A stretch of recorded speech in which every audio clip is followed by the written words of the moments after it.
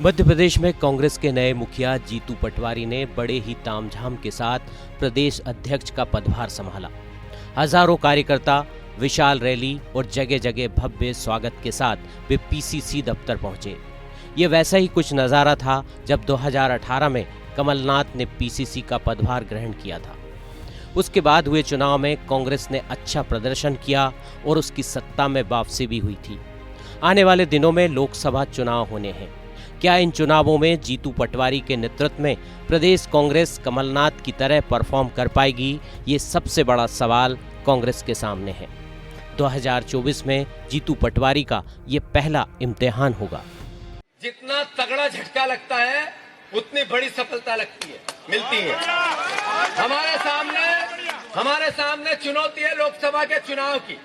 हमारे सामने चुनौती है भारतीय जनता पार्टी का जो 25 साल का कुशासन था, उसके बाद भी वो 15-18 साल का कुशासन था, उसके बाद भी वो जीत गई, इससे जनता को आभास कराने की। अब हमारे हाथों में ये बीजेपी का वचन पत्र होना चाहिए।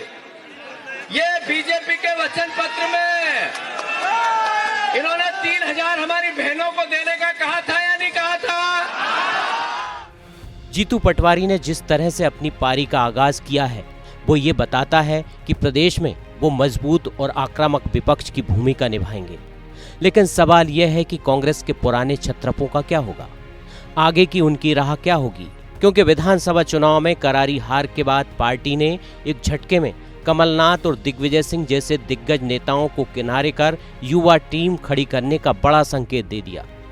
इस फैसले पर कांग्रेस की राजनीति करने वालों का कहना है कि इसके पहले पार्टी में ऐसा फैसला कभी नहीं हुआ। कांग्रेस के अंदर से ये भी कहा जा रहा है कि मध्य प्रदेश में पिछले वर्षों के दौरान छत्रपों ने दूसरी पीढ़ी की लीडरशिप तैयार ही नहीं की, जिसका खामियाजा पार्टी को विधानसभा चुनाव में भुगतना पड़ा। ऐसी भी खबरें हैं कि पार्टी अब कमलनाथ को कोई पद देने के मूड में नहीं दिखती है। इसके संकेत इससे भी मिलते हैं कि पार्टी हाईकमान ने बगैर उनकी राय लिए सीधे नियुक्तियां कर डाली। वहीं पूर्व मुख्यमंत्री दिग्विजय सिंह भी राज्यसभा में तो बने रहेंगे, पर उनको भी कोई महत्वपूर्ण जिम्मेदारी सौंपी जाएगी, ऐसे संकेत नहीं मिल रहे हैं। हालांकि वे युवाओं को मार्गदर्शन देते रहेंगे। अब सवाल यह है कि ऐसा हुआ तो कमलनाथ के पास विकल्प क्या है? क्या वे लोकसभा चुनाव लड़ेंगे या अपने बेटे नकुलनाथ को लोकसभा चुनाव लड़ाएंगे? हालांकि इस निर्णय पर भी पार्टी आला कमान के ऊपर निर्भर करेगा कि वे इस पर सहमत होते हैं या नहीं।